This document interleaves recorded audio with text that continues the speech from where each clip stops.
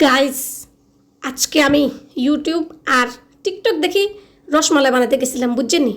মাশাল্লাহ মাশাল্লাহ, মানে এত ভালো এত ভালো এত ভালো করে করে ইউটিউবে টিকটকে মানে আফু বলে ভিডিও দেয় রসমালাই, এক একজনের মিলিয়ন মিলিয়ন ভিউজ। আশা করি আর আজকের ভিডিও এটা 1 মিলিয়ন ভিউজ হবে ইনশাল্লাহ। তো চলেন গাইস, দেখছেন নি একটা ডিমের কি সুন্দর করে যতক্ষণ হাঁচছি অতক্ষণ হাত দিয়ে দিয়ে সুন্দর করে মানে ব্লেন্ডার করে এলাছি, হাত দিয়ে ব্লেন্ডার করে এলাছি। যাই হোক, তারপরে হয়েছে যাই সুন্দর এই দুধ গেলেছি নেড়ু। আহারে এমনি খাইতে হতো কত মজা। ইউটিউব আর টিকটকের ভিডিও দেখি আমি এই দুধ দিয়ে গেছিলাম রসমালাই বানাতে। মাশাল্লাহ মাশাল্লাহ মাশাল্লাহ, তবে একের মনের আশা আর একদম ফুরনো গেছে। যাই হোক, কিন্তু না একের মাপ মতো মানে মাপ মতো লইন আন্তাজে যা হাঁচছি এত বড়টা দেখি মানে যা হাঁচছে তাই দিয়ে দিছি। দেখছেন ইউনো এক কাপের দিন আরো বেশি দুধ, গুঁড়া দুধ ছাড়া তো রসমালাই ওই তো এনো তো হিলে একটু বেশি করে লইছি, বেশি করে খামো বেশি করে মজা হইব মানে ফাইনারি একদম বিদেশি দুধ যেটা হাইলে মানে যা হয় আর। তারপরে একটু বেকিং পাউডার দিয়ে দিছি।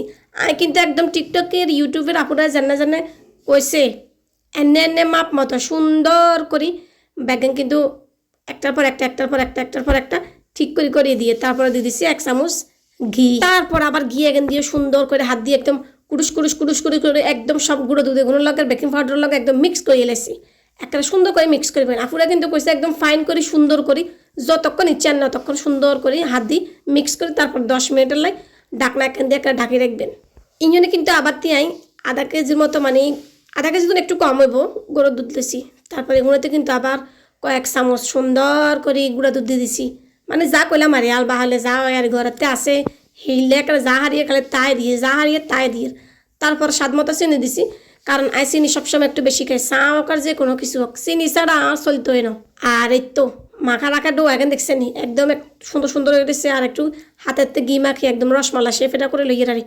বারো বা এই কাজটা করতে আমার কাছে কী যে ভালো লাগছে, এটা একদম ইজি একদম ইজি। আর রসালে এরকম টুকটুক টুকটুক করে গোল গোল গোল গোল করে সুন্দর করে লইয়ে লেতে নেবেন।